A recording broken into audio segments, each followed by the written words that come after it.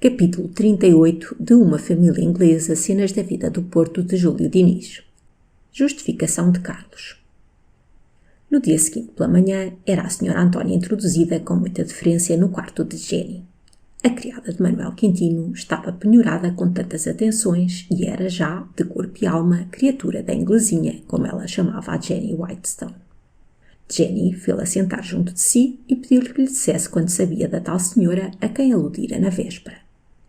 Antónia, com muitas digressões, a que era inclinada, contou como naquela manhã, passando por a rua de Santa Catarina, vira estar o Sr. Paulo, segundo caixeiro do escritório de Mr. Richard, falando da rua para a janela com uma senhora que lhe sorria com afeto. Antónia, obedecendo a natural curiosidade, afirmou-se na tal senhora e reconheceu-a, a mesma que procurara Carlos e saíra com ele aquela manhã em que Antónia viera colher informações da senhora Josefinha da Água Benta. Era ela sem tirar nem pôr, enquanto a mim, alguma comediante do teatro, porque dizem: "Mas perdoa-me, senhora, eu estar com isto." Jenny fingiu não atender à opinião de Antónia e perguntou: "E diz então que mora?" "Na rua de Santa Catarina." E entrou na minuciosa descrição da casa com todas as particularidades que a pudessem fazer conhecida. Jenny já não tinha nada mais a saber de Antónia. Ao recompensar generosamente a boa vontade da informação, disse, como para acalmar os escrúpulos fictícios de Antónia: "Creia que lhe fico ainda obrigada por o que me contou, e agora tenho a pedir-lhe outra coisa. Diga, minha senhora, diga." "A senhora Antónia não há de dizer que veio aqui." "Ora essa?" "Estou certa de que não diz. Além disso, falo verdade. Quer muito mal a meu irmão?" "Eu, minha senhora?" disse Antónia, visivelmente enleada com a interpelação. "É provável que sim. Quase todos são injustos para Carlos, antes de o conhecerem. Depois, vendo como ele é bom, generoso e delicado, acabam por adorá-lo." A senhora Antónia ficou abalada nos seus juízos, a respeito dos dotes críticos da cunhada da sobrinha do homem da sua comadre. "Ora diga", continuou Jenny, "não são prevenções somente as que tenho contra meu irmão?" "Sim, eu quero dizer, a falar a verdade." "Pois bem, só lhe peço que, durante alguns dias, não pense bem nem mal de Carlos, até ter notícias minhas." "Oh, minha senhora, pois eu pensava lá." Vá, senhora Antónia, para que Cecília não desconfie. Não lhe diga coisa alguma, nem fale na tal senhora. Esteja descansada." Logo que Antónia saiu, Jenny deu ordem para prepararem o carro. E quando lhe anunciaram que esta ordem estava cumprida, desceu ao portal e, entrando para o carro, disse ao criado que a ajudou a subir, ao alto de Santa Catarina. Em pouco tempo, achou-se transportada lá. Jenny, pelos sinais que recebera de Antónia e conservava na memória, pôde reconhecer a casa da tal senhora e mandou parar defronte dela. Só então hesitou pela primeira vez nesta série de atos, a que obedecera como subjugada por quase instintiva violência. "Em casa de quem vou eu entrar?" pensou ela. "Que mulher será esta?" Carlos afiançou-me, porém... À porta da casa contígua estava um criado, olhando com curiosidade para o carro em que viera Jenny. Jenny mandou perguntar a este criado informação a respeito da senhora que vinha procurar. Obteve a resposta que morava na tal casa uma senhora viúva na companhia do filho.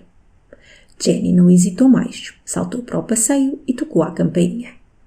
Passados minutos, era recebida em uma modesta mas asseada sala por uma senhora ainda bela, apesar de haver já passado o verdor da juventude. Jenny foi direito ao fim da visita. "Minha senhora", disse ela, "eu chamo-me Jenny Whitestone."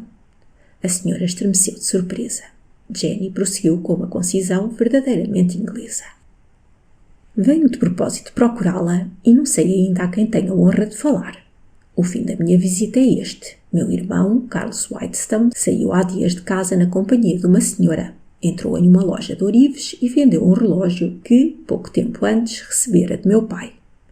Este facto foi sabido. Meu pai experimentou com isto grande desgosto e esta ação de Carlos tem sido interpretada de maneira desfavorável para ele e trazido consigo dissensões domésticas que trabalho por aplacar. Meu irmão afiança não ter sido indigno o motivo do sacrifício que fez daquela dádiva do afeto paterno. Insisto, porém, em não o explicar. Eu creio na palavra de Carlos, porque o conheço, mas nem todos depositam nele a mesma confiança. Soube por acaso que era Vossa Excelência a senhora que nessa manhã acompanhava meu irmão. Poderei obter de Vossa Excelência provas para a justificação de Carlos? Enquanto Jenny falava, a senhora mostrava-se cada vez mais agitada, como se diversas sensações se combatessem nela. Ao ouvir esta pergunta, respondeu com as lágrimas nos olhos. Pode sim, minha senhora, mas, depois de Vossa Excelência as ver, dirá se me será possível deixar de pedir-lhe que não use delas. Como? Perguntou Jenny admirada. Em vez de responder, a senhora levantou-se e aproximou-se de uma secretária que abriu. Voltou dentro em pouco, trazendo alguns papéis na mão. Eu sou a mãe de Paulo, o caixeiro do escritório do Sr. Whitestone. Ah! Queira ler esta carta, minha senhora. Era uma carta de Paulo à mãe. Jenny leu. A meia leitura, saltavam-lhe já as lágrimas dos olhos e compreendia tudo. Nesta carta, Paulo confessava-se criminoso e dizia-se perdido para sempre. O muito amor que tinha à mãe tornara-lhe insuportável a ideia de que a menor privação fizesse sentir à pobre senhora as amarguras de uma existência para cujo amparo só ele ficara depois da morte de seu pai. Este sentimento piedoso perdeu-o.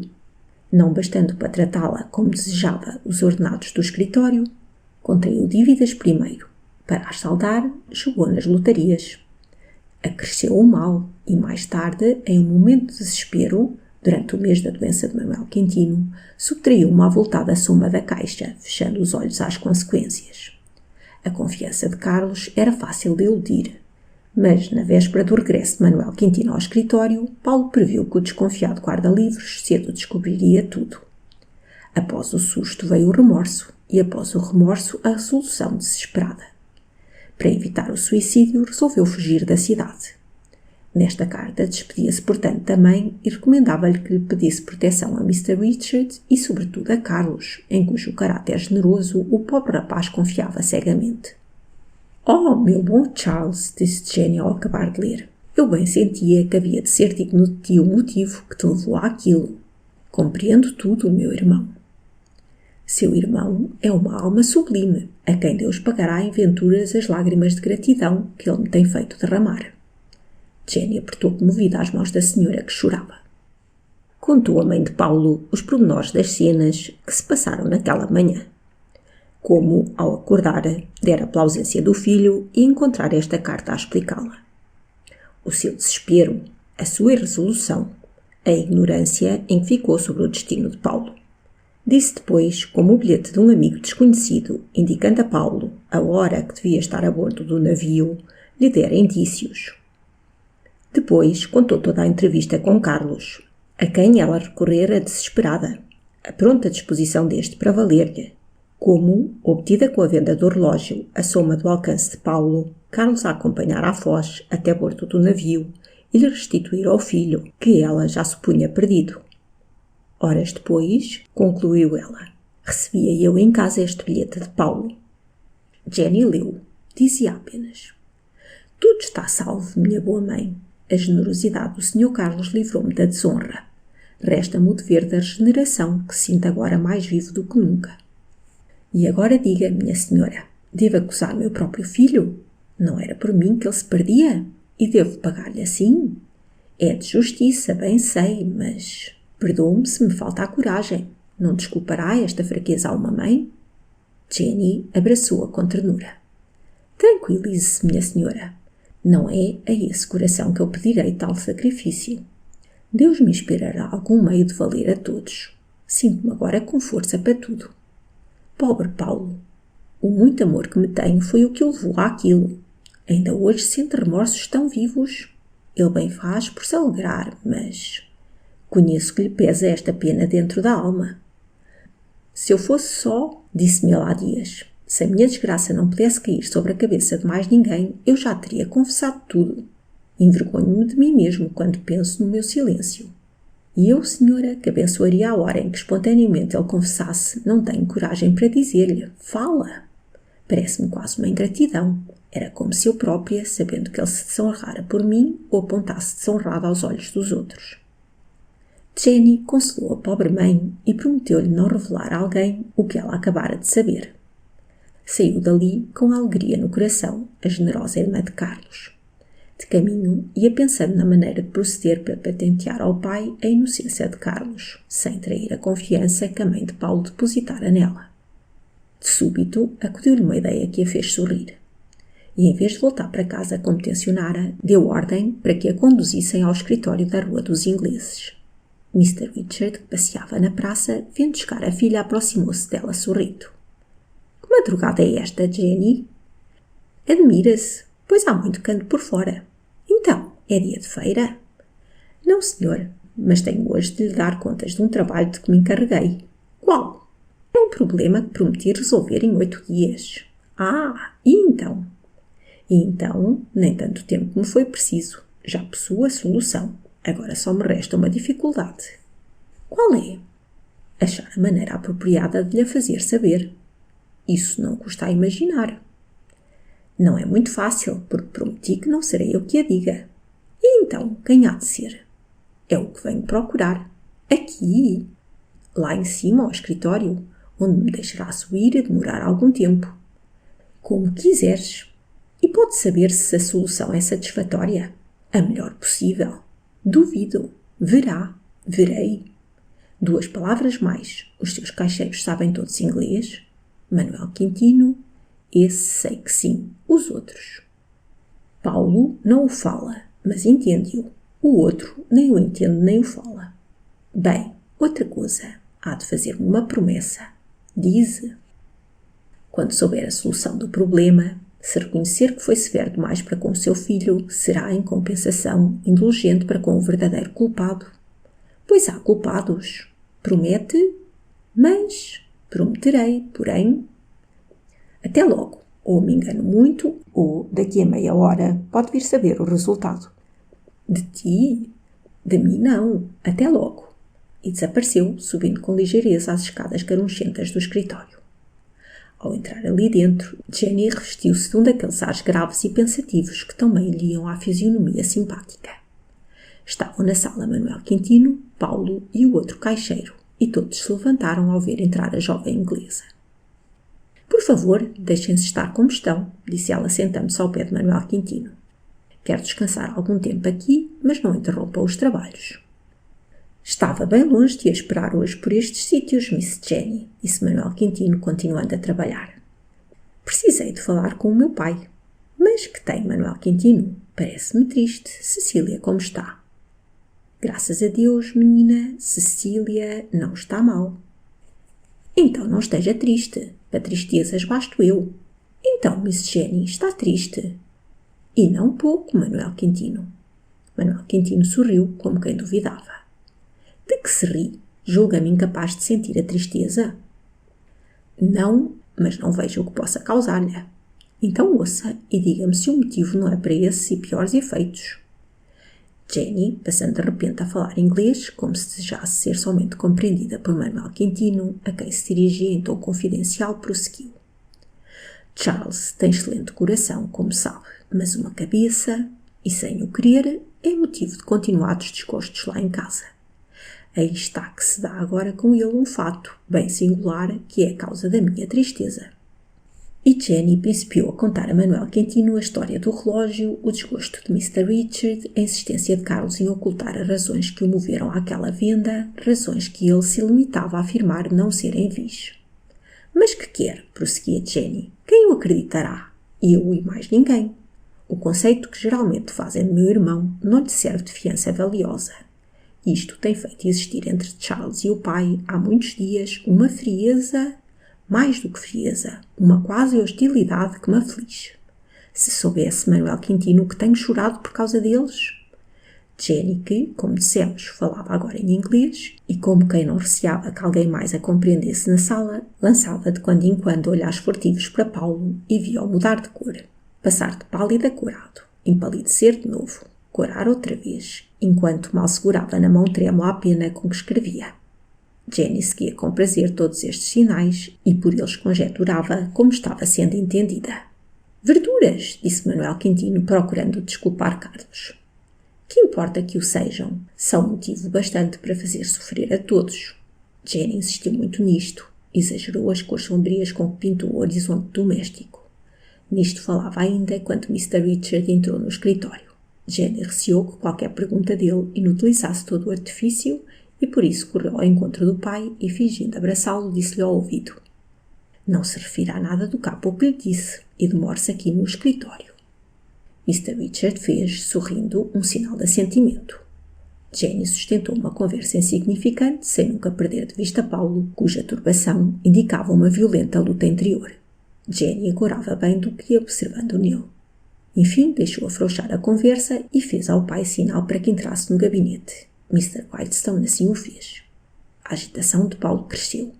Jenny espiava-lhe os movimentos e expressões. Viu-o pousar a pena e erguer-se movido por forte resolução. Jenny tremeu de sobressalto. Depois fez-se pálido, passou a mão pela fronte e sentou-se outra vez. Jenny desanimou. Ergueu-se enfim resoluto e, sem parar um momento mais, dirigiu-se ao gabinete de Mr. Richard e pediu licença para entrar. "Entre", disse de dentro a voz do negociante. Paulo entrou, fechando a porta atrás de si. Jenny não pôde conter-se. Saíram-lhe involuntariamente dos lábios estas palavras: "Está a ganhar a causa." Manuel Quintino olhou para ela admirado. Jenny pôs-se a rir. Se soubesse Manuel Quintino que se está agora mesmo desmoronando o último e pequeno estorvo que se opunha à sua felicidade... Manuel Quintino cada vez a compreendia menos. Jenny nada mais disse. A conferência de Paulo e de Mr. Richard durou muito tempo. De fora só se percebia um indistinto rumor de vozes sem se distinguir uma só palavra. Afinal, abriu-se a porta outra vez. Passou por Jenny o tremor da incerteza. O primeiro que saiu foi Paulo. Trazia as faces afogueadas, os olhos vermelhos, mas por entre estes vestígios de tristeza transluzia certo ar de contentamento da alma que tranquilizou a Jenny. Momentos depois saiu Mr. Richard. Através da impassibilidade e frieza aparente da fisionomia do velho, o olhar de Jenny percebeu que lhe ia muita alegria no coração. Mr. Richard deu algumas ordens, fez algumas recomendações e depois, voltando-se para a filha, disse-lhe que estava à disposição dela. Retirava-se do escritório a uma hora excepcional. Jenny acompanhou. "Saíste-te perfeitamente da tua incumbência, Jenny", disse-lhe o pai, quando a sós com ela no carro. "Então, não saí? E como conseguiste?" "Mais devagar, esse é o meu segredo. Diga, não estará Carlos ainda justificado?" Um sorriso foi a resposta que obteve a esta pergunta. Sorriso de orgulho, de afeto, de comoção, que tudo estava então experimentando aquele coração de pai. "Carlos tem uma alma generosa, leal, e eu tenho sido de veras injusto com ele." Jenny exultou ao ouvir esta confissão. "Escuso de perguntar", disse ela, "se foi indulgente com o culpado. Tenho até a pedir-lhe perdão de ter antes exigido a promessa daquilo que por certo espontaneamente faria." "Enganas-te, eu castigo." Jenny olhou inquieta. "O castigo é um dever moral", prosseguiu o pai. "É o meio de regeneração. As almas fracas e vis castigam-se com rigores. Só o medo pode refriá-las. Mas Paulo, apesar da sua fraqueza, tem vigorosos ainda os instintos da honra. Para estes, o castigo, que regenera, é o pagar a culpa com o benefício. No dia em que Manuel Quintino for meu sócio, Paulo será o nosso guarda-livros. Ser-lhe-ão aumentados os salários e confiada à caixa." Jenny beijou as mãos do pai. Deus não castigaria por outra forma. "Não digas heresias, Jenny." Haviam chegado a casa. "Agora podes fazer a Manuel Quintino o teu presente", disse Mr. Richard. "E depois... Depois examinaremos devagar o resto das tuas loucuras." Fim do capítulo 38.